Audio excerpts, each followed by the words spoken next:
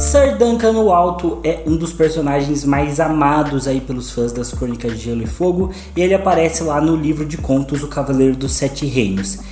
Mas você já parou para pensar, ou você já percebeu que talvez o Sir Duncan não seja de fato um cavaleiro de verdade?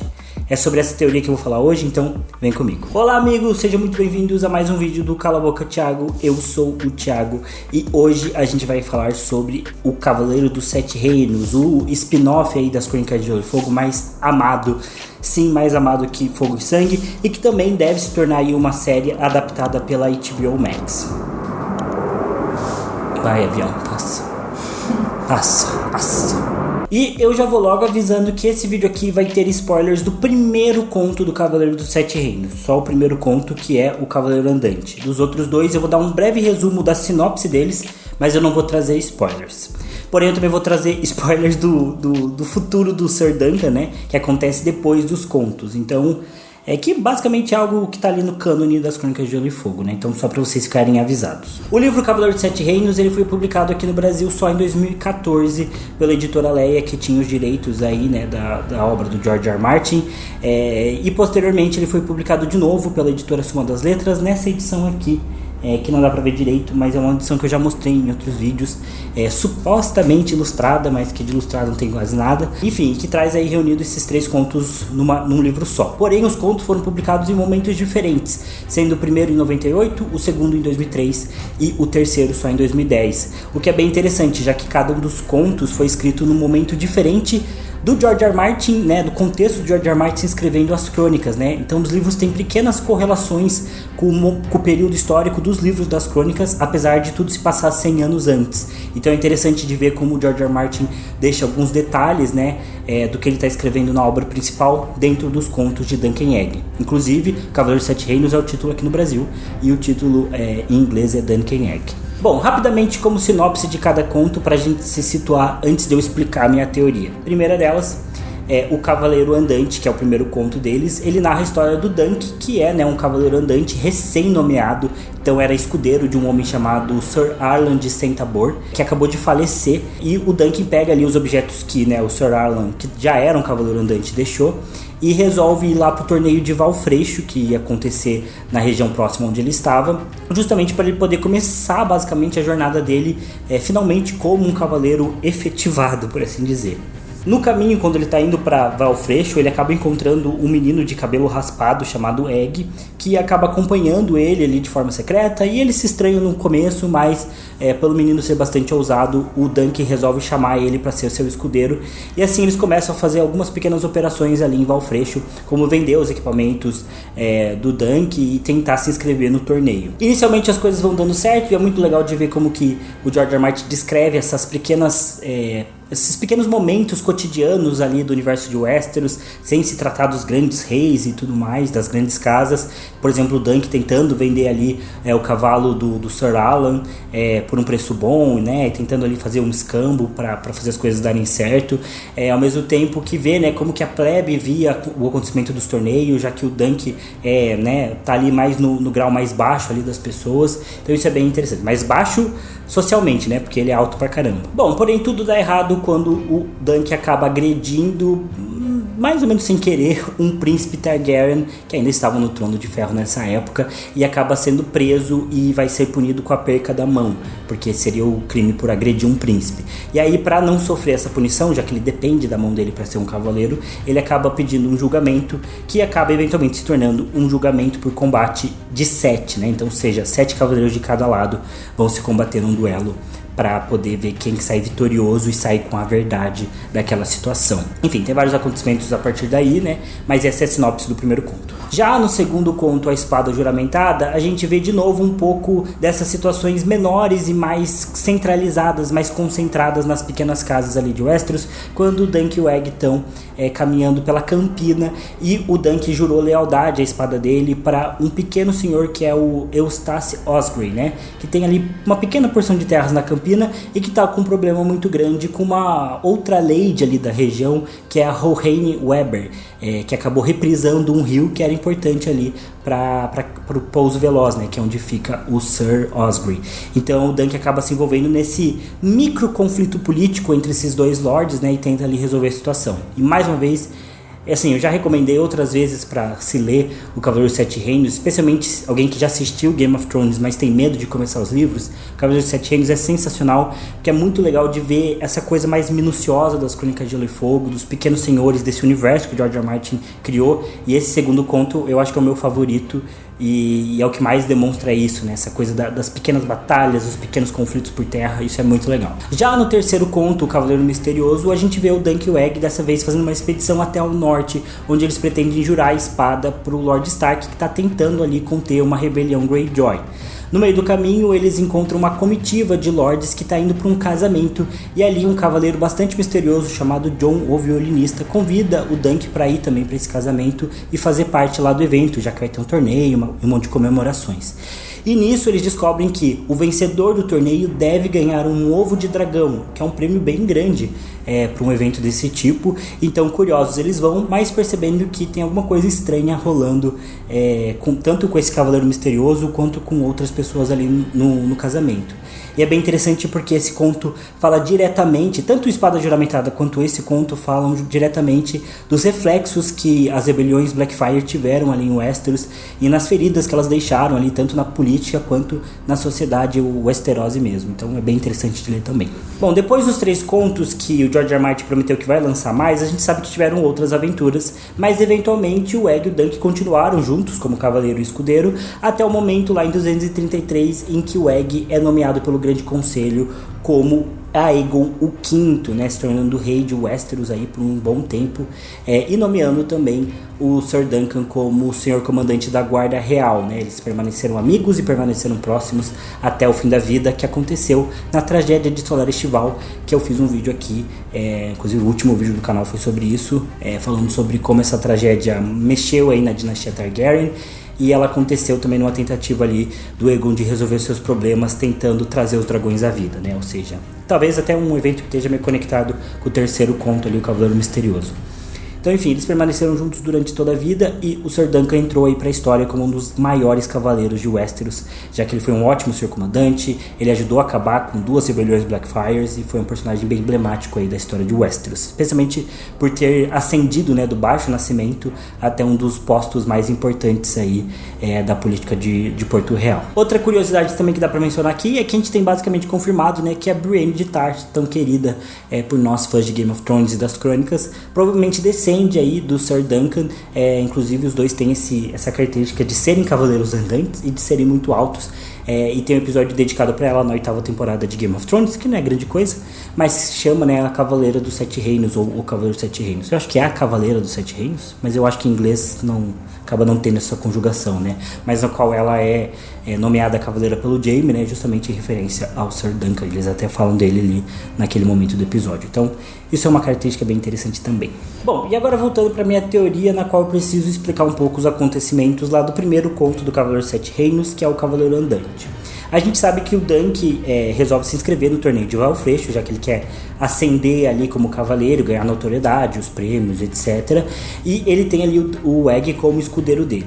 E em determinada noite tudo tá indo bem, ele já vira o primeiro dia do torneio, quando o Egg chega pro Dunk e avisa que uma titereira, que é quem mexe com aqueles bonequinhos de corda, assim, que eles conheceram naquele mesmo evento, e que o Dunk sentiu ali uma certa atração, porque ela também é uma menina bem alta, estava sendo agredida pelo príncipe Aerion. O príncipe Aerion Targaryen era um príncipe que tinha participado do torneio, mas que tinha sido desclassificado por matar o cavalo do seu oponente. Então ele estava maluco, aloprando pela cidade como um mimadinho que era.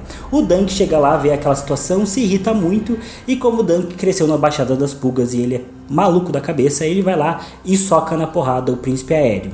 Isso, como eu já mencionei, é crime, e o Dunk é preso pela Guarda Real, e talvez ele não tenha sido morto ali no público, na frente de todo mundo, porque nesse momento que o Egg, né, que até aquele momento era só um menininho comum, se revela também o príncipe Aegon, né, impede que o Dunk seja morto, já que ele também era Targaryen e também tinha poder de mandar ali naquela situação. Enfim, o Dunk vai preso, e a punição, né, para esse crime de agredir um príncipe seria perder uma das mãos, mas o Dunk não quer, porque ele é um cavaleiro, ele vai precisar das mãos. A gente viu o que aconteceu com o Jaime lá nos livros das crônicas, então ele quer evitar isso e clama por um julgamento por combate, algo que é direito dele.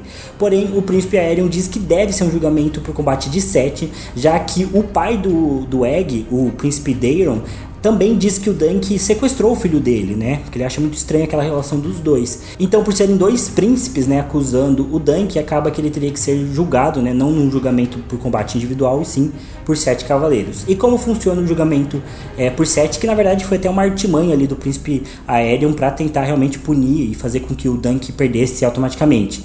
Porque por um julgamento de 7, você precisa chamar 7 cavaleiros, né? Tanto a acusação quanto a defesa precisa convidar 7 cavaleiros para participar, para que os 7 lutem, né? Então você precisa convencer as pessoas a lutar pela sua causa, ou seja, e é um combate que pode levar à morte, então não é fácil convencer as pessoas a irem para isso. Tanto que já fazia mais de 100 anos que não acontecia um julgamento de 7 lá em Westeros. Bom, a partir daí o Dunk parte para tentar encontrar os cavaleiros que apoiem a sua causa. E o primeiro aliado que ele encontra é o Steffon Fossway, que é um cavaleiro que diz que vai lutar pelo Dunk e que não só isso, mas como pode trazer outros 2 cavaleiros para a causa do Dunk.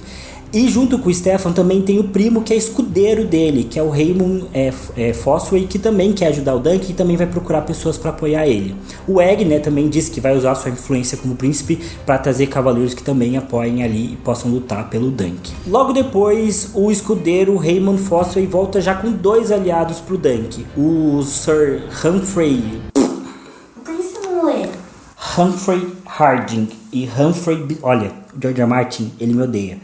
Humphrey Harding e Humphrey Besbury. Pra que dar o mesmo nome? Pra quê? No mesmo contexto, pra quê? Ei, eu sei o que eu tô fazendo. Sou profissional. Tem até patrocínio. Logo em seguida, o escudeiro Raymond Fossway volta com 2 aliados ali pro Dunk, que são o Sir Humphrey Besbury e o Humphrey Harding. É isso? É isso, muito Humphrey, meu Deus do céu. Que tem uma rixa pessoal ali com o príncipe Aerion e não gostam dele, então vão lutar pelo Dunk pra tentar se vingar ali do príncipe, né? Que não era uma boa pessoa, claramente. E o Egg também consegue outros 2 aliados ali pro Dunk, que é o Sir Robin Hisling e o Sir Lyonel Baratheon, que é um dos meus personagens que eu mais gosto nas crônicas, porque o apelido dele é Tempestade Risonha. E eu acho esse apelido muito massa, meu favorito das crônicas. Bom, e se você é bom de matemática, você já deve ter feito a conta para perceber que nesse momento o Dunk já tinha ali os 6 cavaleiros que ele precisava para ir para o combate, ou seja, faltava apenas um.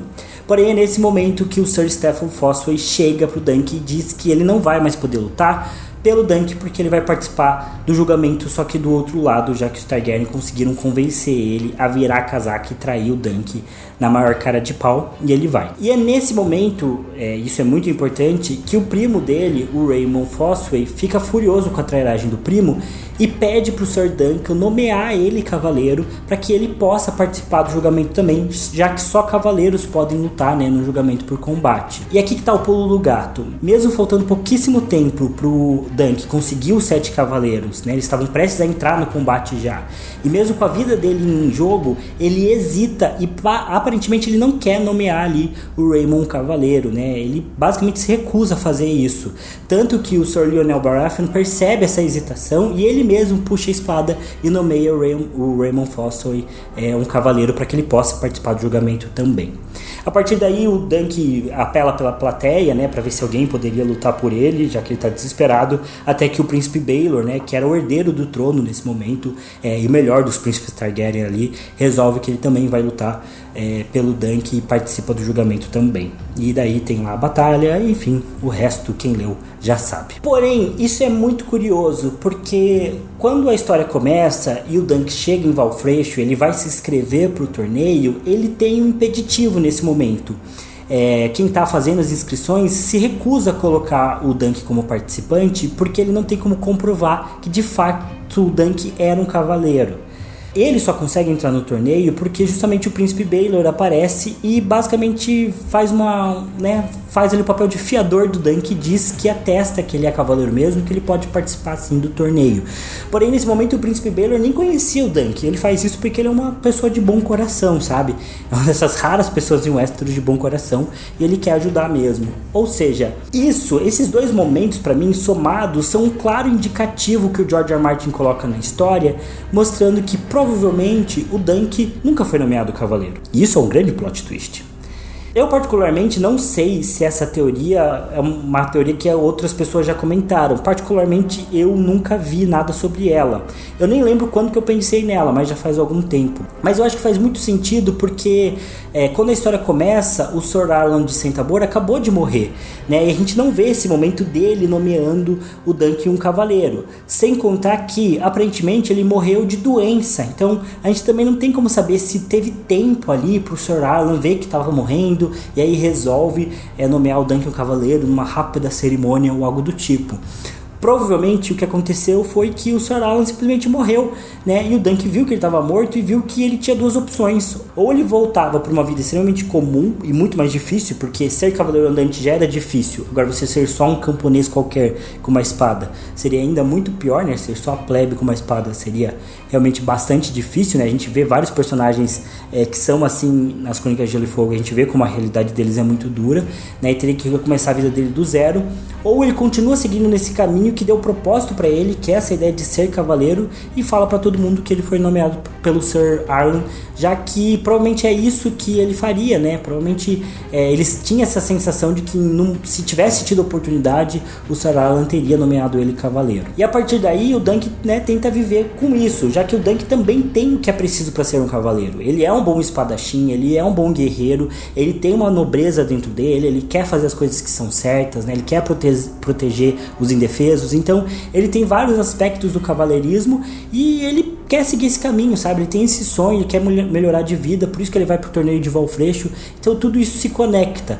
Porém, no momento em que ele tem que passar o manto de cavaleiro, essa coisa mais da honra mesmo, dele nomear outra pessoa cavaleira, ele não consegue, porque provavelmente isso seria uma traição muito grande com a consciência dele mesmo. Porque ele pensaria assim, se eu não sou um cavaleiro de verdade, por mais que eu diga que eu sou, como é que eu vou nomear um cara que está tentando me ajudar, que está tentando morrer por mim aqui no julgamento por combate? Como é que eu vou falsamente nomear ele um cavaleiro também? E é por isso que o Sr. Lionel tem que nomear lá o Raymond como cavaleiro. E eu acho esse plot muito interessante, porque como eu falei também no momento do vídeo, o Dunk é um dos principais cavaleiros dos Sete Reinos. Ele representa muito do que a gente espera, tanto da Guarda Real, quanto de fato de um cavaleiro nobre ali de Westeros, né? Só que provavelmente ele nunca foi nomeado. Ele quase que é o oposto do Cão de Caça, porque o Cão de Caça também é um ótimo guerreiro, também é um ótimo espadachim e faz funções de uma espada juramentada, né? Até porque ele é uma espada juramentada do Joffrey. Mas ele é anti-cavaleirismo, né? Ele não quer seguir os ideais de cavaleiro porque ele não acredita nos ideais de cavalaria. Enquanto o Dunk é um cara que também não foi nomeado cavaleiro, mas acredita nisso e também é um bom espadachim e segue a vida por isso, né? E acho interessante também que isso contrasta com outro traço de personalidade que o Dunk tem, que é a do Dunk nascido na Baixada das Pulgas e que luta de uma forma diferente. Até no segundo conto, né, da Espada Juramentada, a gente vê o Dunk lutando de fato com o cavaleiro e tem justamente o momento em que ele pensa isso, né? Que o cavaleiro Duncan poderia ser vencido, mas o Dunk da Baixada das Pulgas não, porque ele luta com mais ferocidade, ele sabe a luta das ruas, e é um momento bem legal e bem emblemático ali dos livros, né? Então, eu acho esse plot muito interessante. Pra mim, isso de forma alguma desonra o personagem, apesar de ser baseado numa mentira ali, boa parte dos feitos dele. Pra mim, isso dá uma camada a mais pra ele, já que ele não é esse mito de herói, né, que ascendeu da Baixada das Pulgas por pura meritocracia e conseguiu chegar, né, ao posto ali de ser do comandante. Não, ele é um cara que sofreu muito, que deu muita sorte em alguns momentos e que em outros momentos precisou mentir e fazer algumas coisas sujas para conseguir chegar numa posição melhor numa sociedade tão injusta, né? E para mim isso ainda melhora o Dunk como uma lenda, e eu acho que é muito disso que o George R. R. Martin coloca no livro, né? Nos livros das crônicas a gente tem justamente essa quebra constante de expectativa e de papéis, né? A gente tem constantemente os personagens que acreditam em profecias, vendo suas profecias morrerem, e os personagens que acreditam em cavalaria, vendo todos esses ideais morrerem aos poucos, e os personagens que a gente acredita que são incrivelmente maus se tornando bons, e os que são incrivelmente bons morrendo como traidores. Então o George R. R. Martin sempre faz isso, ele quebra expectativas e ele traz essa dose de realismo que às vezes é difícil de engolir, mas que faz as crônicas talvez a melhor saga de todos, especialmente de alta fantasia, né? Então eu gosto muito dessa teoria, não sei o que vocês acham, eu acho que ela é muito plausível, e eu gostaria de saber a opinião de vocês aí nos comentários. E só antes de eu encerrar o vídeo, eu queria só falar que finalmente a gente foi notado. Caso vocês tenham percebido que a gente estava aqui com os produtinhos da Bozano, já que finalmente a gente foi notado e a Bozano selecionou a gente para participar de uma campanha de micro-influenciadores deles, divulgando a nova linha de produtos de barba, cabelo e bigode, que eu não sei mostrar porque eu não sou um bom blogueiro, meu Deus do céu, mas tá aqui. São produtinhos bem legais, tem um creme modelador para todos os tipos de cabelo, um balme hidratante para barba e bigode e também um shampoo para barba e cabelo. São produtinhos bem legais que eu tô testando e eu vou fazer um post lá no meu Instagram falando dos resultados. Inclusive lá também vai sair um cupom de desconto para quem comprar produtinhos Bozanos na loja da Coty. Coty, falei certo? Sim. Eu vou deixar o link na descrição para vocês. E é isso, estamos ficando chique. Só que eu preciso melhorar minhas habilidades de influenciador. Mas é isso, pessoal, não deixem de deixar nos comentários o que vocês acharam desse vídeo, qual que é a opinião de vocês sobre o Sir Duncan, o Alto. E é isso, eu vou adorar ler, responder. Então deixem um like também no vídeo se vocês gostaram, se inscrevam no canal se vocês não forem inscritos e eu vejo vocês no próximo vídeo. Valeu, falou e até mais.